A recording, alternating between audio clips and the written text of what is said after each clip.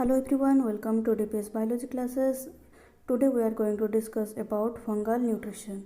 So let's start our video. As we know, fungi are achlorophyllous in nature, so they cannot synthesize their own food from the inorganic matters like green plant does. So they are called heterotrophs. For food they depend upon others. They cannot also get the inorganic food from the soil due to their simple structure. But in general, they are in no way less than other organisms with respect to their nutritional requirement. Fungi utilize both organic and inorganic compounds as their nutrients. The organic components of their requirements are very wide. They get their carbon requirements from carbohydrates and they decompose the proteins and other organic and inorganic materials to get their nitrogen. They also require phosphate, sulfate, potassium, magnesium as their inorganic requirements.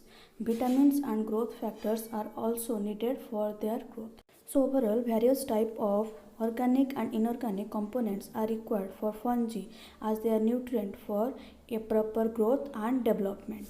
But fungi are chemoautotrophs. They synthesize their required organic compounds for growth and energy from pre-existing organic sources in their environment using the energy from the chemical reactions.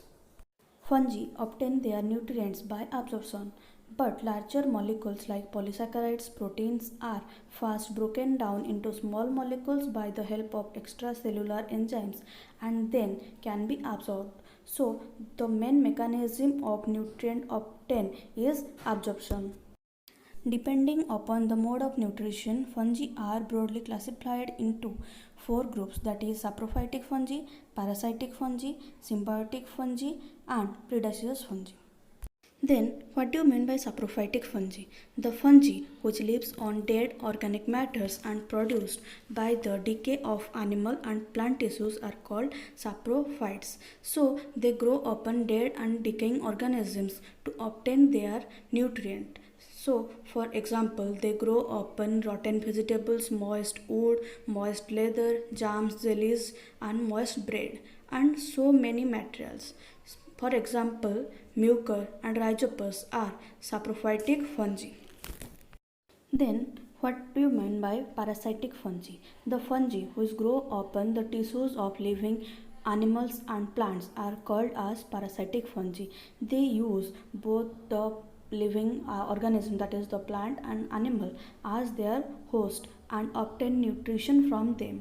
In this association, the fungi get benefited, but from this association, most damages occur to the host organism. So, in a parasitic association, the fungi get benefited and the host get various harmful effects.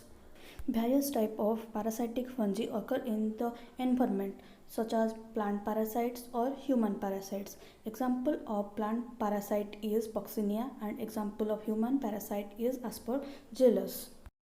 So next comes, what do you mean by symbiotic fungi? Symbiotic fungi means a group of fungi that lives in association with algae. Here both algae and fungi get benefited from each other. In symbiotic association, the fungi provides water and various type of mineral nutrients to algae and the algae provides food to fungi. The most common example of symbiotic fungi is lichen. Then next comes, what do you mean by predaceous fungi? Predaceous fungi is a group of fungi which captures small animals like earthworms, rotifers, protozoa and get nutrients from them using their hosteria. So, such fungi are called predaceous fungi. That means they capture other animals to obtain their nutrition for their development. To obtain nutrition, they use their hosterium. So, hosterium is a cellular outgrowth that helps the fungi to absorb its nutrition from the organism. Example of predaceous fungi is Dactylaria.